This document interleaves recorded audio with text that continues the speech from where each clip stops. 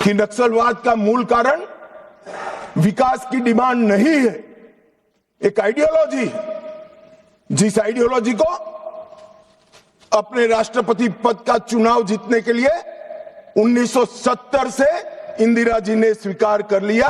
ये वामपंथी विचारधारा के कारण नक्सलवाद फैला।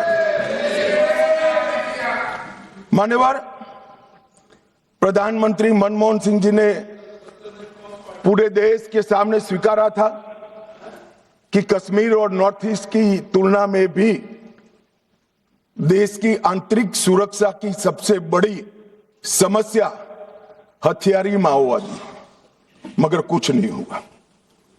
मान्यवर 2014 में परिवर्तन हुआ और मोदी जी के शासन के अंदर कई सारी वर्षों पुरानी समस्या का निराकरण हुआ। धारा 370 हट गई, 35A हट गई, राम जन्मभूमि पर भव्य मंदिर बन चुका है, जीएसटी इस देश में आज वास्तविकता बनकर रहा है, सीएए का कानून आ गया है, विधायी मंडलों में मातृशक्ति को 33% आरक्षण दिया गया है। कई सारे बड़े काम जो आजादी के वक्त से इस देश की जनता चाहती थी कि कभी ना कभी हो, वो सारे काम नरेंद्र मोदी जी के 12 साल में हुए। और अब ये नक्सलवाद से मुक्त भारत की रचना भी नरेंद्र मोदी जी के शासन के अंदर ही हो रही है। ये 12 साल एक प्रकार के देश के लिए बहुत शुभंकर साबित हुए। देश को गरीबी से मुक्ति दिलाने के लिए, देश के युवाओं के लिए नई शिक्षा पद्धति लाने के लिए, देश की आंतरिक और बाह्य सुरक्षा को सुनिश्चित करने के लिए, इस देश के मूलों से न जुड़ी हुई पॉलिसियों को दरकिनार करने के लिए ये 12 साल में बहुत कुछ हुआ है। मगर मैं मानता हूं अगर कोई पॉलिटिकल साइंस का विद्यार्थी इसका रेटिंग करना चाहेगा कि ये सारी चीजों से सबसे बड़ा फायदा किस फैसले और किस सिद्धि से हुआ है, तो निसंकोच वो पॉलिटिकल साइंस का विद्यार्थी नक्सल मुक्त भारत को नंबर 1 पर रखने से जरा भी नहीं। मान्यवर, ये जो बड़ी घटना देश में आकार लेने जा रही है, उसका पूरा श्रेय, उसका पूरा यश हमारे सीएपीएफ के जवान, विशेषकर कोबरा और सीआरपीएफ के जवान, राज्य सरकारों की पुलिस, विशेषकर छत्तीसगढ़ राज्य पुलिस और डीआरजी के हमारे जवान और वहां के स्थानीय आदिवासी बासिंदों को जाता है। अगर उनका सहयोग ना होता तो दुनिया में कई रिकॉर्ड है, बड़े बड़े तानाशाह जब जनता साथ नहीं देती है तो डूम हिलाकर भागे हैं।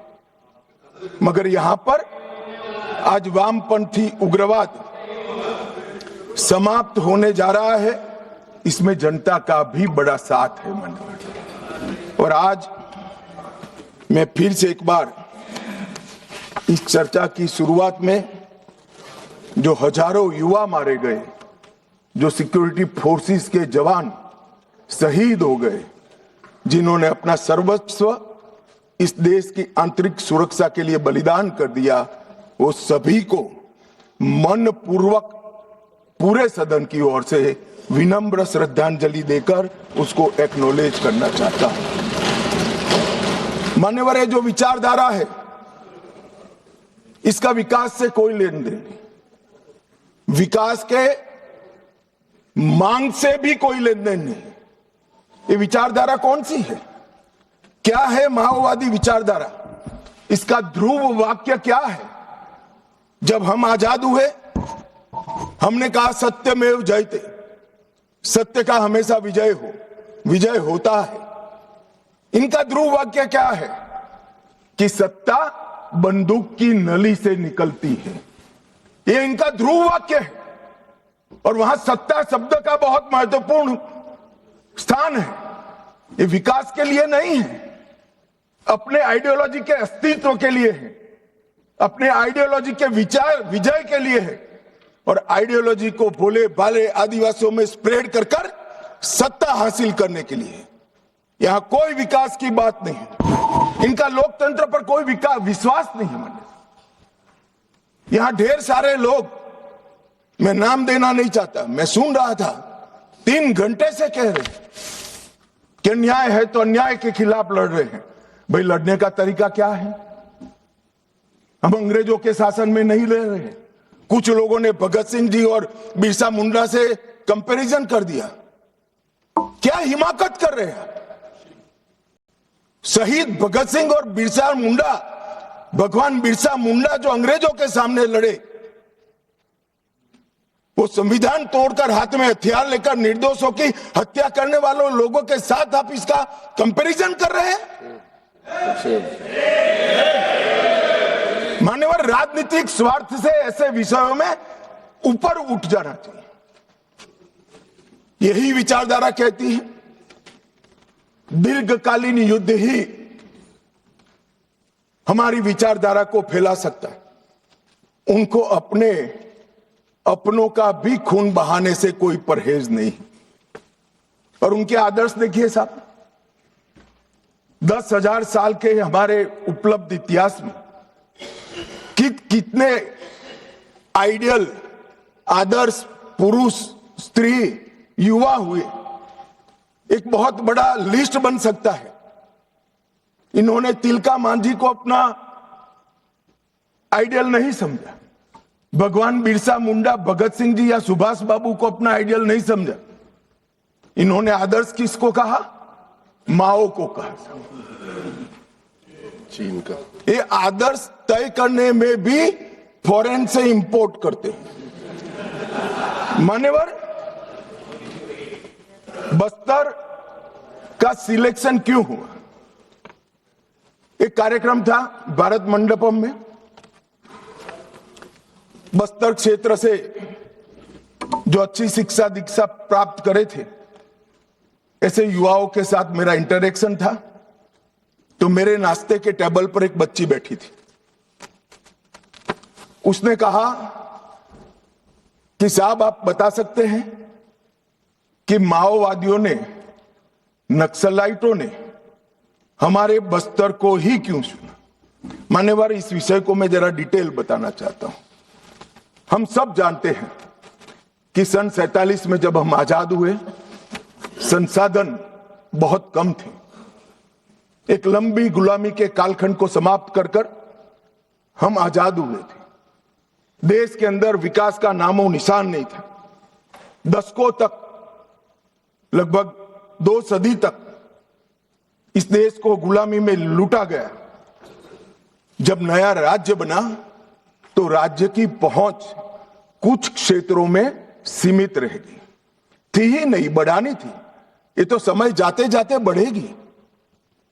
और मान्यवर, क्योंकि संसाधन कम थे, रेवेन्यू कम थी, तो विकास भी परकोलेट होते होते हर क्षेत्र में एक साथ नहीं पहुंचता है। अगर रोड बनाना है तो पूरे देश के एक साथ नहीं होते। अगर बिजली पहुंचानी है तो पूरे देश में एक साथ नहीं पहुंच सकती। तो दूर दराज के क्षेत्रों तक स्टेट की पहुंच की कैपेसिटी सीमित, वहां पर विकास नहीं पहुंचा था। राज्य का इकबाल, स्टेट का इकबाल वहां बुलंद नहीं हुआ था। अब ये कह रहे कि अत्याचार के खिलाफ, भाई अगर स्टेट पहुंचा ही नहीं था, सुनियोजित भेदभाव का वातावरण ही नहीं था, तो वहां अत्याचार कैसे हो गए? मान्यवर, एक कहानी गढ़ी जा रही है।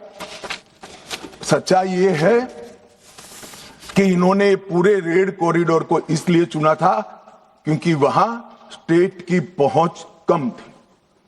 इसलिए भोले भाले आदिवासियों को बरगलाकर इनके हाथ में हथियारें पकड़ाई। मैं कुछ दृश्य बाद में आपको बताऊंगा। मुझे एक बात समझ में नहीं आई। 15 अगस्त 1947 के पहले इस देश का ट्राइबल बिरसा मुंडा, तिलका मांझी, रानी दुर्गावती मुर्मू बंधुओं को हीरो मानकर चलता था। वो आदिवासी 47 से 70 आते आते माओ को अपना हीरो मानने लगा। ये परिवर्तन क्यों हुआ? मान्यवर, ये परिवर्तन विकास और अन्याय के कारण नहीं हुआ, क्योंकि कठिन भूगोल के कारण और स्टेट की अनुपस्थिति के कारण अपनी विचारधारा को फैलाने के लिए वामपंथियों ने क्षेत्र को चुना और भोले भाले आदिवासियों उन्होंने बरगलाना चालू किया, अपनी विचारधारा का अनुयायी बनाया। और थोड़ा आगे बढ़ने के बाद उनको लगा यहां तो अच्छा काम हो सकता है भाई, मगर ये पढ़ लिख जाएंगे तो हमारे साथ नहीं रहेंगे। स्कूलें जला दी, इनके बैंक अकाउंट खुल जाएंगे तो हमारे साथ नहीं रहेंगे। बैंकें जला दी, दवाखाने जला दिए और फिर कहे यहां विकास नहीं पहुंचा है। विकास को तो वामपंथी उग्रवादियों ने वो क्षेत्र में सालों तक नहीं पहुंचने दिया, जो अब नरेंद्र मोदी के शासन में वहां पहुंच रहा है, घर घर जा रहा है। गरीबी के कारण नक्सलवाद नहीं फैला, बल्कि नक्सलवाद के कारण इस पूरे क्षेत्र में सालों तक गरीबी रही। मान्यवर, मैं इसको और अच्छे तरीके से सदन के सामने रखना चाहता हूं। नक्सलवाद की जड़ें गरीबी और विकास से जुड़ी हुई नहीं है मान्यवर, वो वैचारिक है। मैं आज 60s के 4 क्षेत्र पढ़ना चाहता हूं। एक, नक्सलबाड़ी साक्षरता का दर 35% था। बस्तर साक्षरता का दर 23% था। सहरसा बिहार, जो नक्सलवाद से कभी प्रभावित नहीं हुआ, साक्षरता का दर 33% था। और बलिया यूपी का